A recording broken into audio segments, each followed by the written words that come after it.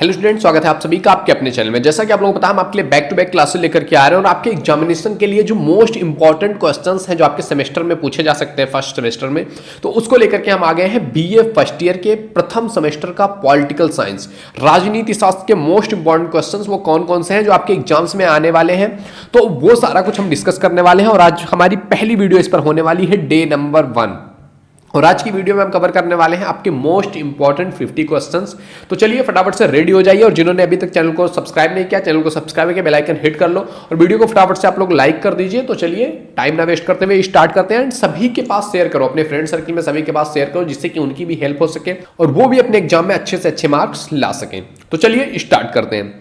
तो आपके सामने दिख रहा है पहला क्वेश्चन ये है, स्वतंत्रता मेरा जन्मसिद्ध अधिकार है और मैं इसे लेकर के रहूंगा। ये किसने कहा था? ये एक स्टेटमेंट है कि स्वतंत्रता मेरा जन्मसिद्ध अधिकार है और मैं इसे लेकर के रहूंगा। ये आपने बहुत बार पढ़ा भी होगा।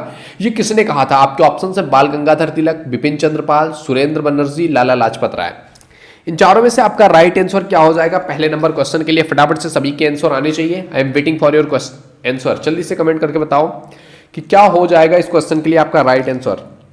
सभी लोग कमेंट करके बताएंगे कि इस क्वेश्चन के लिए आपका राइट आंसर क्या हो जाएगा। स्वतंत्रता मेरा जन्मसिद्ध अधिकार है और मैं इसे लेकर के रहूंगा। तो इस क्वेश्चन के लिए आपका जो राइट आंसर है वो है आपका ऑप्शन नंबर फर्स्ट, बाल गंगाधर तिलक। ये बाल गंगाधर तिलक का जो है स्टेटमेंट है कि स्वतंत्रता मेरा जन्मसिद्ध अधिकार है और मैं इसे लेकर के रहूंगा। दूसरा क्वेश्चन आप देख सकते हैं, मॉन्टेस्क्यू चेम्सफोर्ड सुधार यह अधिनियम कब पारित हुआ? मॉन्टेस्क्यू चेम्सफोर्ड अधिनियम जो है ये कब पारित हुआ? यह सुधार अधिनियम कब पारित हुआ? आपके ऑप्शन है 1947, 1935, 1949, 1919। तो ये कब पारित हुआ था? जल्दी से सभी लोग कमेंट करके बताएंगे कि मॉन्टेस्क्यू चेम्सफोर्ड सुधार अधिनियम कब पारित हुआ। क्वेश्चन आपके सामने दिख रहे हैं, ऑप्शन आपके सामने है। जल्दी से कमेंट करके बताइए कि राइट आंसर क्या हो जाएगा इस क्वेश्चन के लिए। तो इस क्वेश्चन के लिए जो आपका राइट आंसर है ना वो है आपका ऑप्शन नंबर 4। 1919 में मॉन्टेस्क्यू चेम्सफोर्ड सुधार योजना आया हुआ था। अगला क्वेश्चन आपके सामने दिख रहा है, थर्ड नंबर का क्वेश्चन कि समान कार्य के लिए समान वेतन। समान अगर काम किया जा रहा है तो उसके लिए समान वेतन मिलना चाहिए। यह संविधान के अधीन एक मूल अधिकार है या शीघ्र ही मूल अधिकार बना दिया जाएगा या संविधान के अधीन एक मूल अधिकार नहीं है या इनमें से कोई नहीं। इस क्वेश्चन के लिए आपका राइट आंसर क्या हो जाएगा? जल्दी से सभी लोग फटाफट से आंसर देंगे कि क्या हो जाएगा इस क्वेश्चन के लिए right answer. I am waiting for your comment. सभी लोग कमेंट करके बताएंगे कि क्या हो जाएगा इस क्वेश्चन के लिए आपका राइट आंसर। ऑप्शंस आपके सामने दिख रहे हैं, जल्दी से कमेंट करके बताइए कि इस क्वेश्चन के लिए आपका राइट आंसर क्या होगा। तो इस क्वेश्चन का जो आपका राइट आंसर हो जाएगा ना वो हो जाएगा आपका option number third. Option number third आपका इस क्वेश्चन के लिए राइट आंसर हो जाएगा कि संविधान के अधीन ये कोई मूल अधिकार नहीं है। अगला क्वेश्चन है आपके पास फोर्थ नंबर का क्वेश्चन कि राष्ट्रपति पद के निर्वाचन हेतु कौन सी पद्धति अपनाई जाती है? यानी कि जो राष्ट्रपति का पद है उसके लिए चुनने के लिए कौन सी पद्धति अपनाई जाती है? आपके ऑप्शन है सूची पद्धति, समन्वयी पद्धति, सापेक्ष बहुमत पद्धति और चौथा ऑप्शन है आपके सामने समानुपातिक प्रतिनिधित्व यौन जो है एकल संक्रमण मति।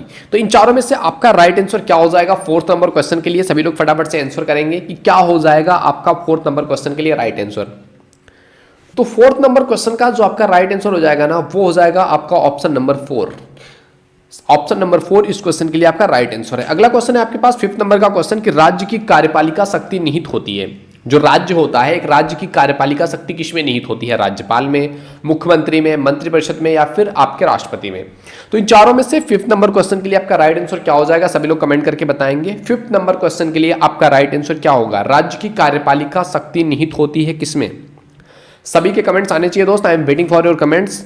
राज्य की कार्यपालिका शक्ति किसमें निहित होती है? सभी लोग इसका कमेंट करके बताएंगे। तो इस क्वेश्चन के लिए जो आपका राइट आंसर हो जाएगा वो हो जाएगा आपका ऑप्शन नंबर फर्स्ट, राज्यपाल। राज्य की जो कार्यपालिका शक्तियां होती हैं वो राज्यपाल में निहित होती हैं। अगला क्वेश्चन है आपके सामने सिक्स्थ नंबर का क्वेश्चन एंड यहाँ तक फिफ्थ नंबर तक हमने देख लिया और मैंने ये अपनी बुक रखी हुई थी काफ़ी और अचानक से पानी गिर गया तो जिस वजह से बहुत सारे इशूज का सामना करना पड़ा। यहाँ पर आप देख सकते हो, यहाँ पर सारे तरफ पानी हो गए तो जिनको हमने उस फॉर्मेट में चेंज कर पाए और यहाँ पर ऐसा करने से यहाँ पर दिखता ही नहीं था कि कुछ। तो ठीक है, 6 नंबर क्वेश्चन आपके सामने दिख रहा है, क्या मूल अधिकार और राज्य के नीति निर्देशक तत्व परस्पर एक दूसरे के पूरक है? एक के लिए दूसरे का त्याग आवश्यक नहीं है। न्यायपालिका ने यह कब कहा था, किस केस में कहा था? तो आपके ऑप्शन है केशवानंद भारती केस के बाद या गोलकनाथ के बाद या फिर बनारसी दास के बाद या फिर मिनवा मिल्स के बाद। तो इन चारों में से 6 नंबर क्वेश्चन के लिए आपका राइट आंसर क्या हो जाएगा, फटाफट से सभी लोग कमेंट करके बताएंगे कि 6 नंबर क्वेश्चन के लिए आपका राइट आंसर क्या हो जाएगा इस क्वेश्चन में। सभी के कमेंट्स आने चाहिए। I am waiting for your comments कि इस क्वेश्चन के लिए आपका राइट आंसर क्या हो जाएगा। आपको क्या लगता है इस क्वेश्चन के लिए राइट आंसर क्या होगा? तो इस क्वेश्चन के लिए 6 नंबर क्वेश्चन के लिए जो आपका राइट आंसर हो जाएगा ना, वो हो जाएगा आपका ऑप्शन नंबर 4, मिनवा मिल्स के बाद। आपका ऑप्शन नंबर 4 इस क्वेश्चन के लिए करेक्ट है। अगला क्वेश्चन है आपके पास 7 नंबर का क्वेश्चन। ये कह रहा है आपसे कि सर्वोच्च न्यायालय की निष्पक्षता एवं स्वतंत्रता के लिए अत्यंत आवश्यक क्या है। जो सर्वोच्च न्यायालय हमारे देश की, उसकी निष्पक्षता और जो उसकी स्वतंत्रता है उसके लिए क्या जरूरी है। आपके ऑप्शन है संसद द्वारा न्यायाधीशों का चुनाव हो, या फिर वकील संघों द्वारा न्यायाधीशों का चुनाव हो, या सेवानिवृत्ति के बाद जो न्यायाधीश है उनको अन्य पदों पर नियुक्ति का प्रतिबंध हो, या उपर्युक्त सभी। तो इन चारों में से आपका राइट आंसर क्या हो जाएगा 7 नंबर क्वेश्चन के लिए। तो इस क्वेश्चन का जो आपका राइट आंसर है ना, फटाफट से आप लोग पहले कमेंट करके बताओ कि क्या हो जाएगा इस क्वेश्चन के लिए आपका राइट आंसर। तो इस क्वेश्चन के लिए आपका जो राइट आंसर है वो हो जाएगा आपका ऑप्शन नंबर 3, सेवानिवृत्ति के बाद न्यायाधीशों का अन्य नियुक्ति पर जो प्रतिबंध है, इससे क्या होता है कि सर्वोच्च न्यायालय में निष्पक्षता और स्वतंत्रता थोड़ी सी बढ़ जाएगी। अगला क्वेश्चन है 8 नंबर का क्वेश्चन कि भारतीय संघ में और अवशिष्ट जो अधिकार है वो क्या है, किसके पास है। भारतीय संघ के जो अवशिष्ट अधिकार है वो राज्य के पास है, या केंद्र के पास है, या दोनों के पास है, या किसी के पास नहीं है। इन चारों में से आपका राइट आंसर क्या हो जाएगा 8 नंबर क्वेश्चन के लिए। सभी लोग कमेंट करके बताएंगे कि जो भारतीय संघ है, जो यूनियन है, उसमें जो है अवशिष्ट अधिकार किसके पास है। जो भारतीय संघ के अधिकार है वो राज्य के पास है, या केंद्र के पास है, या दोनों के पास है। तो इन चारों में आपका जो राइट आंसर हो जाएगा, जो संघ है, यूनियन है, उसका जो है सेंटर के पास ही है, केंद्र के पास ही वो अधिकार है। ओके, अगला क्वेश्चन है आपका 9 नंबर का क्वेश्चन कि मुझ पर किया गया लाठी का एक एक प्रहार ब्रिटिश साम्राज्य के कफन में आखिरी कील बन करके रहेगा। या ऐसा किसने कहा। ऑप्शंस आपके सामने दिख रहे हैं, बाल गंगाधर तिलक, बिपिन चंद्रपाल, लाला लाजपत राय, या फिर भगत सिंह। कि मुझ पर किया गया लाठी का एक एक प्रहार ब्रिटिश साम्राज्य के कफन में कील बन करके रहेगा, ऐसा किसने कहा था। फटाफट से सभी लोग कमेंट करके बताएंगे। सभी लोगों के कमेंट्स आने चाहिए। एंड आई नो कि आप सभी लोगों को इसका आंसर पता है, जल्दी से बताइए। तो इस क्वेश्चन के लिए जो आपका राइट आंसर हो जाएगा 9 नंबर क्वेश्चन के लिए ना, वो होगा आपका option number 3, Lala Lajpat Rai.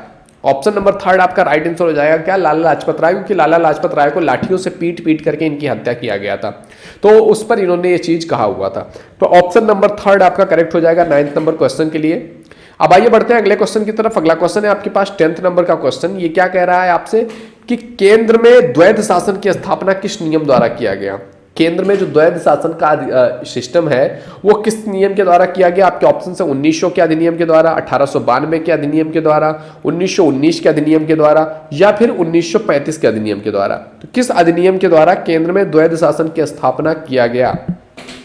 10th number question के लिए आपका राइट आंसर क्या हो जाएगा, फटाफट से सभी लोग कमेंट करके बताएंगे कि 10th नंबर क्वेश्चन के लिए आपका राइट आंसर क्या हो जाएगा। I am waiting for your comment. सभी के कमेंट्स आने चाहिए। बताओ 10th नंबर क्वेश्चन के लिए आपका राइट आंसर क्या होगा। तो इस क्वेश्चन के लिए जो आपका राइट आंसर हो जाएगा वो हो जाएगा आपका ऑप्शन नंबर 4, 1935 के अधिनियम के द्वारा द्वैध शासन की स्थापना किया गया। अगला क्वेश्चन है आपके पास 11 नंबर का क्वेश्चन। ये कह रहा है आपसे कि संविधान में शामिल जो मूल कर्तव्य हैं वो इनमें से किस चीज की अनुशंसा से प्रभावित होते रहे हैं।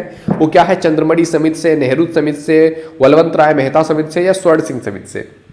11 नंबर क्वेश्चन के लिए आपका राइट आंसर क्या हो जाएगा, जल्दी से कमेंट करके बताइए। फटाफट से सभी के कमेंट्स आने चाहिए कि संविधान में शामिल जो मूल कर्तव्य है वो किस अनुशंसा से प्रभावित रहे हैं। तो इसका जो आपका राइट आंसर हो जाएगा वो हो जाएगा आपका ऑप्शन नंबर 4, स्वर्ण सिंह समिति। आगे बढ़े। अगला क्वेश्चन आपके सामने 12 नंबर का क्वेश्चन कि निम्न में से कौन सा कथन ज्यादा सही है। आपके ऑप्शन है मौलिक अधिकार और निर्देशक तत्व विरोधी है, मौलिक तत्व और मौलिक अधिकार के ही भाग है। मौलिक तत्व निर्देशक जो तत्व है वो मौलिक अधिकार के ही भाग है, जब मौलिक अधिकार जो है वो निर्देशक तत्व का भाग है, या मौलिक अधिकार और निर्देशक तत्व दोनों एक दूसरे से अलग अलग हैं। इन चारों में से 12 नंबर क्वेश्चन के लिए आपका राइट आंसर क्या हो जाएगा, जल्दी से बताइए। इस क्वेश्चन के लिए आपका राइट आंसर क्या होगा, सभी लोग फटाफट से कमेंट करके बताएंगे कि मौलिक अधिकार से रिलेटेड ये जो क्वेश्चन है इसका सबसे सटीक आंसर क्या होगा। तो इस क्वेश्चन के लिए जो आपका राइट आंसर हो जाएगा ना वो हो जाएगा आपका ऑप्शन नंबर 4, मौलिक अधिकार और निर्देशक तत्व तो एक दूसरे से क्या है, अलग है। अगला क्वेश्चन आपके सामने दिख रहा है, देख सकते हैं 13 नंबर का क्वेश्चन। क्या कह रहा है आपसे 13 नंबर का क्वेश्चन ये कह रहा है भारत के राष्ट्रपति पर महाभियोग का आरोप लगाया जा सकता है। भारत का जो राष्ट्रपति है उस पर महाभियोग का आरोप किसके द्वारा लगाया जा सकता है? ऑप्शंस आपके सामने दिख रहे हैं, केवल राज्यसभा द्वारा, केवल लोकसभा द्वारा, किसी भी सदन द्वारा या राज्यों की विधानसभा द्वारा। तो भारत के जो राष्ट्रपति हैं उन पर महाभियोग किसके द्वारा लगाया जा सकता है? सभी के कमेंट्स आने चाहिए दोस्त। I am waiting for your comments. जल्दी से फटाफट से कमेंट करके बताइए कि भारत में राष्ट्रपति पर महाभियोग किसके द्वारा लगाया जा सकता है। तो इसका जो आपका राइट आंसर हो जाएगा ना 13 नंबर क्वेश्चन के लिए, वो हो जाएगा आपका ऑप्शन नंबर 3। किसी भी सदन द्वारा लगाया जा सकता है, लोकसभा या राज्यसभा, इन दोनों में से किसी के द्वारा भी ये चीज लगाई जा सकती है। अगला क्वेश्चन है आपके पास 14 नंबर का क्वेश्चन कि राज्य में संचित निधि अधिकार में रहती है। राज्य में संचित निधि अधिकार किसके अधिकार में रहती है? आपके ऑप्शन से मुख्यमंत्री के, राज्यपाल के, मंत्रिपरिषद के या फिर विधानमंडल के। इन चारों में से आपका राइट आंसर क्या हो जाएगा 14 नंबर क्वेश्चन के लिए? सभी लोग कमेंट करके बताएंगे कि राज्य में संचित निधि अधिकार में रहती है, किसके अधिकार में रहती है संचित निधि? तो इसका जो आपका राइट आंसर हो जाएगा ना 14 नंबर क्वेश्चन के लिए, तो राज्य में जो संचित निधि है वो राज्यपाल के अधिकार में रहती है। आपका ऑप्शन नंबर 2 करेक्ट हो जाएगा इस क्वेश्चन के लिए का राज्यपाल। अगला क्वेश्चन है आपके पास 15 नंबर का क्वेश्चन। ये कह रहा है आपसे कि भागलपुर जेल में विचाराधीन कैदियों का मामला संबंधित है। भागलपुर जेल में जो विचाराधीन कैदियों का मामला है वो किस चीज से संबंधित है? आपके ऑप्शन है न्यायिक पुनर्विरीक्षण के लिए या फिर फौजदारी अपील, सार्वजनिक हित संरक्षण या अपीलीय क्षेत्राधिकार। 15 नंबर क्वेश्चन के लिए आपका राइट आंसर क्या हो जाएगा? जल्दी से कमेंट करके बताओ। सभी के कमेंट्स आने चाहिए दोस्त। 15 नंबर क्वेश्चन के लिए सभी कमेंट करके बताएंगे कि राइट आंसर क्या हो जाएगा। भागलपुर जेल में विचाराधीन कैदियों का मामला किससे संबंधित है? तो इन चारों में आपका जो राइट आंसर हो जाएगा 15 नंबर क्वेश्चन के लिए वो हो जाएगा आपका ऑप्शन नंबर 3, सार्वजनिक हित संरक्षण से संबंधित मामला है। अगला क्वेश्चन है आपके पास 16 नंबर का क्वेश्चन। ये कह रहा है आपसे कि देश की कुल आबादी का कितना प्रतिशत आबादी अनुसूचित जनजाति की है। क्या है कि देश में कुल आबादी का जो परसेंटेज है उसमें अनुसूचित जनजाति का कितना परसेंट है? आपके ऑप्शन है 10%, 8.6%, 15.5% या फिर 5.8%। तो इन चारों में आपका राइट आंसर क्या हो जाएगा कि देश की कुल आबादी का कितना प्रतिशत भाग अनुसूचित जनजाति का है? तो इसका जो आपका राइट आंसर होगा फटाफट से आप लोग कमेंट करके बताएंगे सबसे पहले कि इस क्वेश्चन के लिए आपका राइट आंसर क्या हो जाएगा 16 नंबर क्वेश्चन के लिए कि कितना प्रतिशत भाग देश का अनुसूचित जनजाति से रिलेटेड है। तो इसका जो आपका राइट आंसर हो जाएगा ना 16 नंबर क्वेश्चन के लिए ये हो जाएगा आपका ऑप्शन नंबर 2, 8.6% जो पार्ट है वो अनुसूचित जनजाति की आबादी से घिरा हुआ है। अब आइए बढ़ते हैं अगले क्वेश्चन की तरफ। अगला क्वेश्चन है आपके पास 17 नंबर का क्वेश्चन कि उग्रवादियों का शासन था। उग्रवादियों का शासन कैसा था? बहिष्कार था, स्वदेशी था, राष्ट्रीय शिक्षा को लेकर के था या इनमें से सभी के साधन है उग्रवादियों का शासन? तो इन चारों में आपका राइट आंसर क्या हो जाएगा 17 नंबर क्वेश्चन के लिए? तो उग्रवादियों का जो साधन था, जो विरोध करने का तरीका था, वो इनमें से सभी साधन था। आपका ऑप्शन नंबर 4 करेक्ट हो जाएगा, इनमें से सभी। ओके, अब आइए बढ़ते हैं अगले क्वेश्चन की तरफ। अगला क्वेश्चन है आपके पास जो है 18 नंबर का क्वेश्चन। ये कह रहा है आपसे कि 1919 के अधिनियम में उत्तरदायी सरकार की प्रगति की जांच के लिए कितने वर्षों बाद आयोग गठित करने का प्रावधान था? 1919 के जो अधिनियम था उसमें जो उत्तरदायी सरकार थी उसकी प्रगति की कितनी उसकी प्रगति हुई उसको जांच करने के लिए कितने वर्षों तक आयोग गठित करने का प्रावधान था? आपके ऑप्शन है 5 साल बाद, 10 साल बाद, 15 साल बाद, 20 साल बाद। इन चारों में से आपका राइट आंसर क्या हो जाएगा 18 नंबर क्वेश्चन के लिए? फटाफट से सभी लोग कमेंट करके बताएंगे। 18 नंबर क्वेश्चन के लिए आपका राइट आंसर क्या हो जाएगा? सभी के कमेंट्स आने चाहिए दोस्त। I am waiting for your comments. सभी लोग कमेंट करके बताएंगे कि इस क्वेश्चन के लिए आपका राइट आंसर क्या हो जाएगा। तो इस क्वेश्चन का जो आपका राइट आंसर है 18 नंबर क्वेश्चन का ये है आपका ऑप्शन नंबर 2, 10 वर्ष बाद। अगला क्वेश्चन है आपके पास 19 नंबर का क्वेश्चन। ये कह रहा है आपसे कि क्या मूल कर्तव्यों का पालन अनिवार्य है? कि जो हमारे मूल कर्तव्य हैं, जो हमारे मौलिक ड्यूटीज हैं, क्या उनका पालन करना अनिवार्य है? आपके ऑप्शन से अनिवार्य है, अनिवार्य नहीं है भी और नहीं भी, या मूल कर्तव्य बड़े अस्पष्ट है। तो इन चारों में से 19 नंबर क्वेश्चन के लिए आपका राइट आंसर क्या हो जाएगा? सभी लोग फटाफट से कमेंट करके बताएंगे। आई होप सभी लोग इस पे अपना थोड़ा सा माइंड लगा सकते हैं और बता सकते हैं कि इसका राइट आंसर क्या हो सकता है। सभी के कमेंट्स आने चाहिए, कमेंट कीजिए दोस्त। तो इस क्वेश्चन के लिए आपका जो राइट आंसर हो जाएगा ना वो हो जाएगा आपका ऑप्शन नंबर 2, मूल अधिकारों का, मूल कर्तव्यों का जो पालन है वो करना अनिवार्य नहीं है। अगला क्वेश्चन है आपके पास 20 नंबर का क्वेश्चन। संविधान संशोधन का वर्णन किया गया है। संविधान को संशोधित करने का वर्णन किस अनुच्छेद में किया गया है? आपके ऑप्शन है अनुच्छेद 370, 352, 356, 368।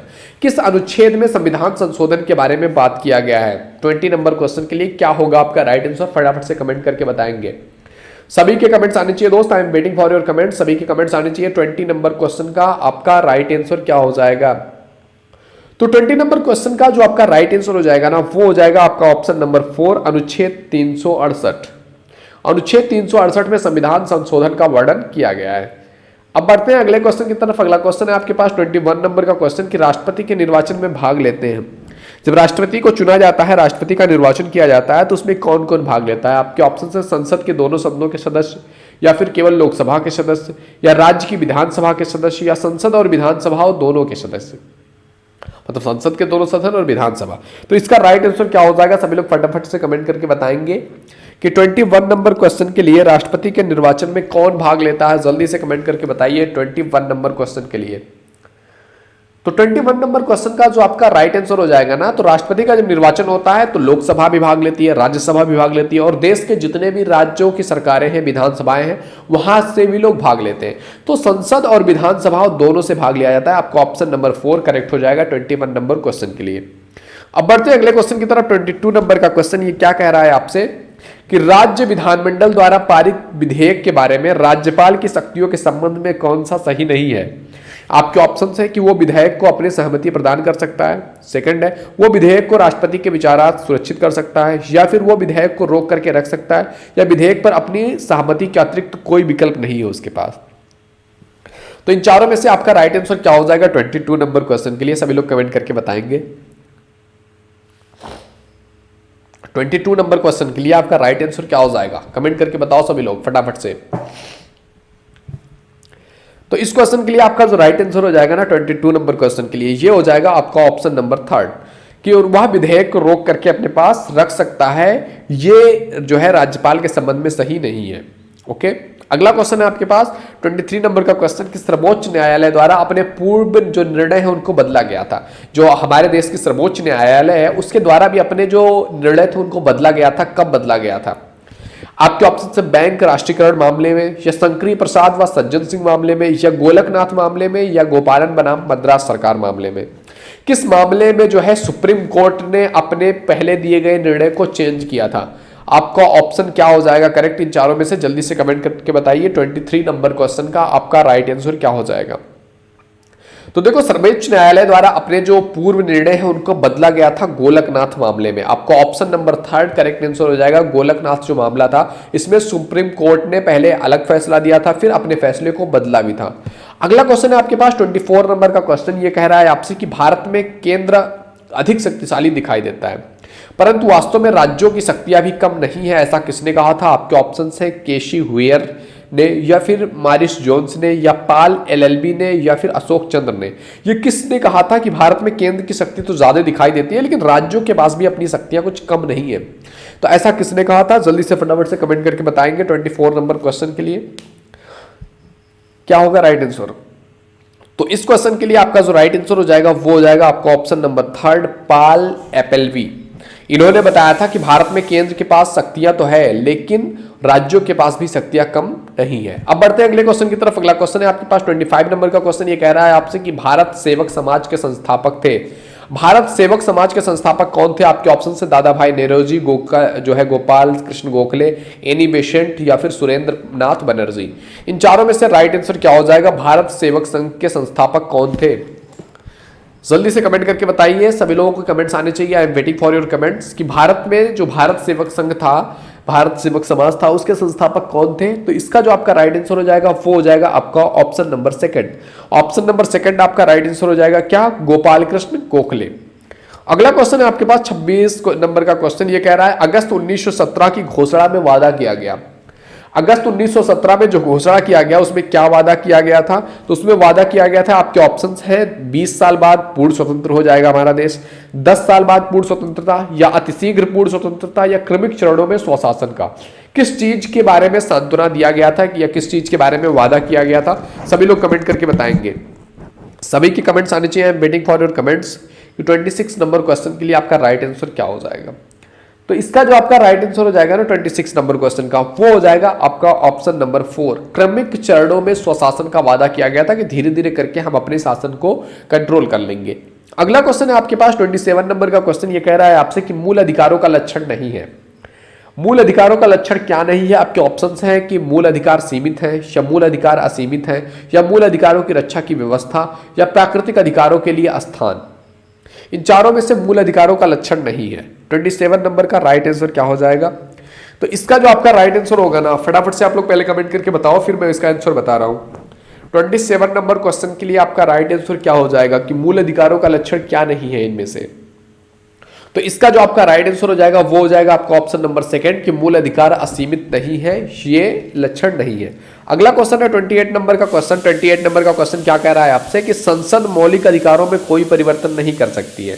किस मामले में सर्वोच्च न्यायालय ने ऐसा निर्णय दिया था कि जो संसद है वो मौलिक अधिकार में कोई परिवर्तन नहीं कर सकती है? कौन से मामले में ये चीज न्यायालय ने कहा था? आपके ऑप्शन से केशवानंद भारती, मिनर्वा मिल्स, शंकरी प्रसाद या गोलकनाथ। किस मामले में संसद ने इस तरीके का विचार प्रस्तुत किया था 28 नंबर क्वेश्चन का? तो क्या राइट आंसर हो जाएगा 28 नंबर क्वेश्चन के लिए? जल्दी से कमेंट करके बताइए। तो 28 नंबर क्वेश्चन के लिए जो आपका राइट आंसर हो जाएगा वो हो जाएगा आपका ऑप्शन नंबर 4 गोलकनाथ मामले में। अगला क्वेश्चन है आपके पास राष्ट्रपति निर्वाचन मंडल के सदस्य।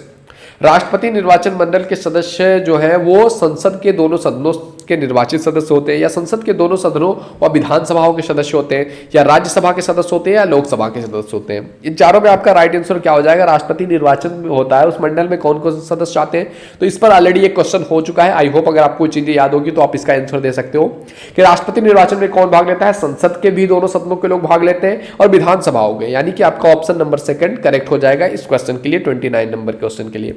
ओके, अब बढ़े अगले क्वेश्चन की तरफ। अगला क्वेश्चन है आपके पास 30 नंबर का क्वेश्चन। ये कह रहा है आपसे कि निम्न में से कौन सा सही नहीं है? ऑप्शंस आपके सामने दिख रहे हैं। ऑप्शन कह रहा है आपसे कि सामान्य रूप में राज्यपाल का कार्यकाल 5 साल का होता है। सेकंड ऑप्शन है आपके पास राज्यपाल की पदावधि प्रधानमंत्री की इच्छा पर निर्भर करती है, या फिर राज्यपाल की पदावधि जो है राष्ट्रपति की इच्छा पर निर्भर करती है, या राष्ट्रपति कभी भी राज्यपाल को उसके पद से हटा सकता है। इन चारों में से कौन सा सही नहीं है? तो इसमें से कौन सा कथन सही नहीं है? तो वो इसका जो आपका राइट आंसर हो जाएगा ना वो हो जाएगा आपका ऑप्शन नंबर सेकंड। राज्यपाल की पदावधि जो है वो प्रधानमंत्री की इच्छा पर डिपेंड नहीं करता है, तो आपका ऑप्शन नंबर सेकंड करेक्ट हो जाएगा। अगला क्वेश्चन है आपके पास 31 नंबर का क्वेश्चन कि भारत में उच्चतम न्यायालय में न्यायाधीशों की संख्या बढ़ाने का अधिकार किसके पास है? कि भारत का जो उच्चतम न्यायालय है उसमें न्यायाधीशों की संख्या अगर बढ़ानी है तो इसका अधिकार किसके पास है? 31 नंबर क्वेश्चन का बताइए राइट आंसर। आपके ऑप्शन है राष्ट्रपति, सेकंड है संसद, थर्ड है आपके पास केंद्रीय विधि मंत्रालय, या फोर्थ है आपके पास भारत का मुख्य न्यायाधीश। तो भारत में जो उच्चतम न्यायालय है उसमें न्यायाधीशों की संख्या बढ़ाने का अधिकार किसके पास है? सभी लोग कमेंट करके बताएंगे कि इस क्वेश्चन के लिए आपका राइट आंसर क्या हो जाएगा। फटाफट से कमेंट आने चाहिए दोस्त। I am waiting for your comments. बताओ भारत में उच्चतम न्यायालय में न्यायाधीशों की संख्या बढ़ाने का अधिकार किसके पास है? तो इसका जो आपका राइट आंसर हो जाएगा वो हो जाएगा आपका ऑप्शन नंबर सेकंड संसद के पास है। किसके पास है? संसद के पास। अगला क्वेश्चन है 32 नंबर का क्वेश्चन कि संविधान के बहिरंग में उपस्थित एकात्मकता का लक्षण है। आपके ऑप्शन है निर्वाचन आयोग, योजना आयोग, वित्त आयोग, या फिर संघ लोक सेवा आयोग। इन चारों में से आपका राइट आंसर क्या हो जाएगा 32 नंबर क्वेश्चन के लिए? फटाफट से कमेंट करके बताइए कि संविधान में जो बहिरंग में उपस्थित जो एकात्मकता का लक्षण है वो किसका है? तो वो है निर्वाचन आयोग का लक्षण। आपका ऑप्शन नंबर फर्स्ट करेक्ट हो जाएगा 32 नंबर क्वेश्चन के लिए, निर्वाचन आयोग। अगला क्वेश्चन है आपके पास 33 नंबर का क्वेश्चन। ये कह रहा है आपसे कि दक्षिण शिक्षा समाज की स्थापना किसके द्वारा किया गया? दक्षिण शिक्षा समाज की स्थापना किसने किया था? आपके ऑप्शन से बिपिन चंद्रपाल, बाल गंगाधर तिलक, लाला लाजपत राय, सुरेंद्रनाथ बनर्जी। तो इन चारों में से 33 नंबर क्वेश्चन के लिए आपका राइट आंसर क्या हो जाएगा? दक्षिण शिक्षा समाज की स्थापना किसने किया था? फटाफट से कमेंट करके बताइए दक्षिण शिक्षा समाज की स्थापना किसने किया था? तो इस क्वेश्चन के लिए जो आपका राइट आंसर हो जाएगा ना वो हो जाएगा आपका ऑप्शन नंबर सेकंड, बाल गंगाधर तिलक ने दक्षिण जो है शिक्षा समाज की स्थापना किया था। अगला क्वेश्चन है आपके पास 34 नंबर का क्वेश्चन। ये कह रहा है आपसे कि केंद्रीय कार्यकारिणी में सम्मिलित पहले भारतीय ला सदस्य थे। केंद्रीय कार्यकारिणी में सम्मिलित पहले भारतीय ला सदस्य कौन थे? आपके ऑप्शन है दादा भाई नौरोजी, महात्मा गांधी, तेज बहादुर सुप्रू, या फिर जवाहरलाल नेहरू। इन चारों में से आपका राइट आंसर क्या हो जाएगा जो है 34 नंबर क्वेश्चन के लिए? फटाफट से कमेंट करके बताइए कि इस क्वेश्चन के लिए आपका राइट आंसर क्या हो जाएगा। तो इस क्वेश्चन के लिए आपका जो राइट आंसर होगा वो हो जाएगा आपका ऑप्शन नंबर थर्ड, तेज बहादुर सप्रू। अगला क्वेश्चन देखते हैं। अगला क्वेश्चन है आपके पास 35 नंबर का क्वेश्चन कि अनुच्छेद 19 में उल्लिखित स्वतंत्रता नहीं है। अनुच्छेद 19 में उल्लिखित कौन सी स्वतंत्रता नहीं है? आपके ऑप्शन है आवास की स्वतंत्रता, प्रेस की स्वतंत्रता, भ्रमण की स्वतंत्रता, या फिर सभा करने की स्वतंत्रता। तो इन चारों में राइट आंसर क्या हो जाएगा 35 नंबर क्वेश्चन के लिए? तो 35 नंबर क्वेश्चन का आपका राइट आंसर क्या होगा? आवास की स्वतंत्रता, या प्रेस की स्वतंत्रता, या भ्रमण की स्वतंत्रता। तो इन चारों में अनुच्छेद 19 में जो बताया गया है जो स्वतंत्रता नहीं है वो है प्रेस की स्वतंत्रता के बारे में, अनुच्छेद 19 में बात नहीं किया गया है। अगला क्वेश्चन है आपके पास 36 नंबर का क्वेश्चन। ये कह रहा है आपसे भारतीय संविधान क्या है, लचीला है या अचल है, या लचीला और अचल का सामंजस्य है, या इनमें से कोई नहीं। आई होप इस क्वेश्चन का आंसर आप सभी को पता होगा, तो जल्दी से कमेंट करके बताइए कि हमारे भारत का जो संविधान है वो कैसा है, क्या वो लचीला है या फिर अचल है वो, या फिर सामंजस्य है दोनों का, कुछ लचीला भी है कुछ अचल भी है। तो सभी लोग फटाफट से कमेंट करके बताएंगे 36 नंबर क्वेश्चन के लिए राइट आंसर क्या होगा। तो 36 नंबर क्वेश्चन का जो आपका राइट आंसर है वो हो जाएगा आपका ऑप्शन नंबर 3, भारत का संविधान लचीला भी है और अचल भी है। अगला क्वेश्चन है आपके पास 37 नंबर का क्वेश्चन कि यदि राष्ट्रपति अपने पद से त्यागपत्र देना चाहे तो वो किसको संबोधित करके अपना त्यागपत्र देगा। राष्ट्रपति किसको संबोधित करके अपना त्यागपत्र दे सकता है? आपके ऑप्शन से लोकसभा के अध्यक्ष को, या उपराष्ट्रपति को, प्रधानमंत्री को, या फिर राज्यसभा के सभापति को। क्या हो जाएगा 37 नंबर क्वेश्चन के लिए आपका राइट आंसर, जल्दी से कमेंट करके बताइए कि अगर राष्ट्रपति अपने पद से त्याग देना चाहे तो किसको संबोधित करके अपना त्यागपत्र देगा। तो इन चारों में जो आपका राइट आंसर हो जाएगा ना 37 नंबर क्वेश्चन के लिए, ये हो जाएगा आपका ऑप्शन नंबर 2, उपराष्ट्रपति को राष्ट्रपति अपना जो है त्यागपत्र दे सकता है। अगला क्वेश्चन है आपके पास 38 नंबर का क्वेश्चन कि राज्यपाल राज्य में किस प्रकार का काम करता है। जो राज्यपाल है वो राज्य में कौन सी चीज का काम करता है, जो है राज्यपाल का, या फिर वित्त सचिव का, पुलिस महानिदेशक का, या फिर मुख्य सचिव का। 38 नंबर क्वेश्चन के लिए आपका राइट आंसर क्या हो जाएगा कि राज्यपाल जो है वो राज्य में मुख्य रूप से किस चीज का काम करता है। तो राज्यपाल एक तरीके से जो है मुख्य सचिव के रूप में काम करता है कि वो चीज ध्यान देता है। और ये जो ऑप्शन है ये ऑप्शन नहीं रहेगा इसमें कि राज्यपाल तो राज्यपाल के रूप में काम करेगा ही, लेकिन और भी किस तरीके से काम करता है। तो आपका ऑप्शन नंबर 4 करेक्ट होगा। अगला क्वेश्चन है आपके पास 39 नंबर का क्वेश्चन कि सर्वोच्च न्यायालय का कौन सा निर्णय मौलिक अधिकारों से संबंधित नहीं है।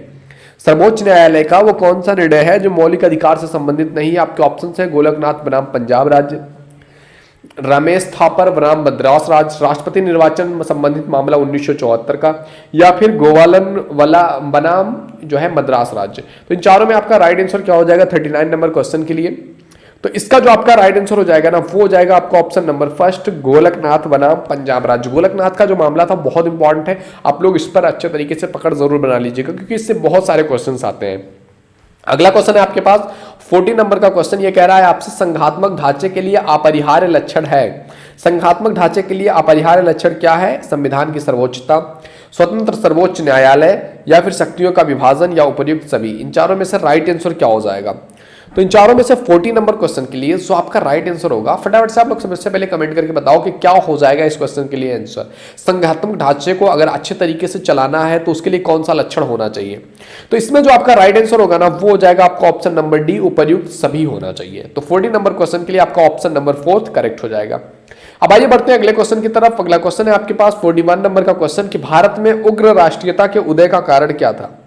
भारत में जो उग्र राष्ट्रीयता उगी उसके पीछे कारण क्या था? आपके ऑप्शन से धार्मिक पुनरुत्थान और सांस्कृतिक नवजागरण। सेकंड है आपका उग्रवादियों की पद्धति में से असंतोष, या थर्ड है आपका उपनिवेशों में भारतीयों के साथ दुर्व्यवहार, या सभी। इन चारों में से 41 नंबर क्वेश्चन के लिए आपका राइट आंसर क्या हो जाएगा? सभी लोग कमेंट करके बताएंगे कि इसका राइट आंसर क्या हो जाएगा। तो इसका जो आपका राइट आंसर होगा ना, इसका भी राइट आंसर हो जाएगा आपका ऑप्शन नंबर 4 सभी। अगला क्वेश्चन है आपके पास 42 नंबर का क्वेश्चन कि 1935 के अधिनियम द्वारा प्रस्तावित संघ में क्या चीजें थी। आपके ऑप्शन से प्रांतों के लिए संघ में शामिल होना स्वेच्छा से था, या प्रांतों के लिए संघ में शामिल होना अनिवार्य था, या प्रांतों और देशी रियासतों दोनों का संघ में शामिल होना स्वैच्छिक था, या फिर प्रांतों और जो रियासतें इन दोनों का शामिल होना अनिवार्य था। तो इस क्वेश्चन के लिए जो आपका राइट आंसर हो जाएगा 42 नंबर क्वेश्चन के लिए ये हो जाएगा आपका ऑप्शन नंबर 2, प्रांतों के लिए संघ में शामिल होना अनिवार्य था। यानी कि जो ब्रिटिश प्रांत थे उनका संघ में शामिल होना अनिवार्य था। देशी रियासतें अपनी मर्जी से शामिल होना चाहे तो हो सकती थी, नहीं शामिल होना चाहे तो नहीं हो सकती थी। अगला क्वेश्चन है आपके पास 43 नंबर का क्वेश्चन। ये कह रहा है आपसे कि निम्न में से कौन सी व्यवस्था मूल अधिकारों से संबंधित नहीं है।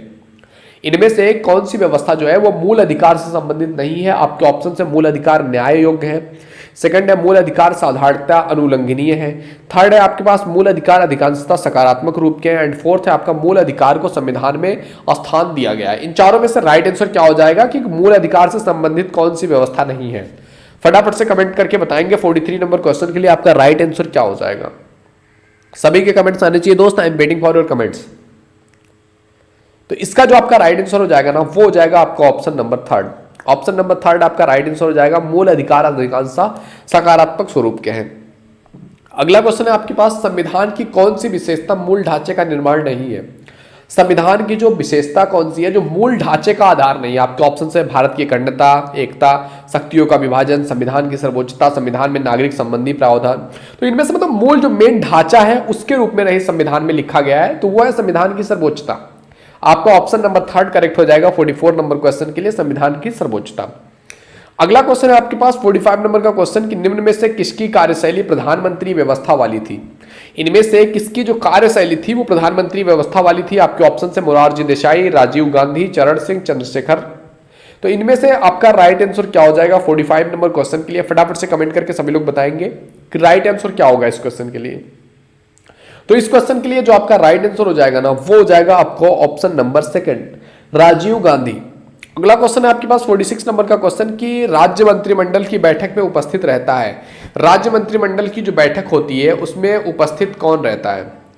आपके ऑप्शन है राज्यपाल, मुख्य पुलिस महानिदेशक, वित्त सचिव या फिर मुख्य सचिव। तो 46 नंबर क्वेश्चन के लिए आपका राइट आंसर क्या हो जाएगा? राज्य मंत्रिमंडल की जो बैठक होती है उसमें कौन उपस्थित रहता है? तो इसमें जो राइट आंसर हो जाएगा वो हो जाएगा आपका ऑप्शन नंबर फोर्थ, मुख्य सचिव उपस्थित रहता है। अगला क्वेश्चन है आपके पास 47 नंबर का क्वेश्चन कि गोकुलनाथ बनाम पंजाब राज्य मामले में सर्वोच्च न्यायालय का निर्णय क्या था? तो गोकुलनाथ और जो पंजाब राज्य मामला है उसमें जो सर्वोच्च न्यायालय का निर्णय था आपके ऑप्शन है जो है क्रांतिकारी प्रकृति का था, प्रगतिशील प्रकृति का था, उदारवादी प्रकृति का था या अनुदारवादी प्रकृति का था? तो किस प्रकृति का था गोकुलनाथ बनाम पंजाब राज्य मामले में सर्वोच्च न्यायालय का निर्णय?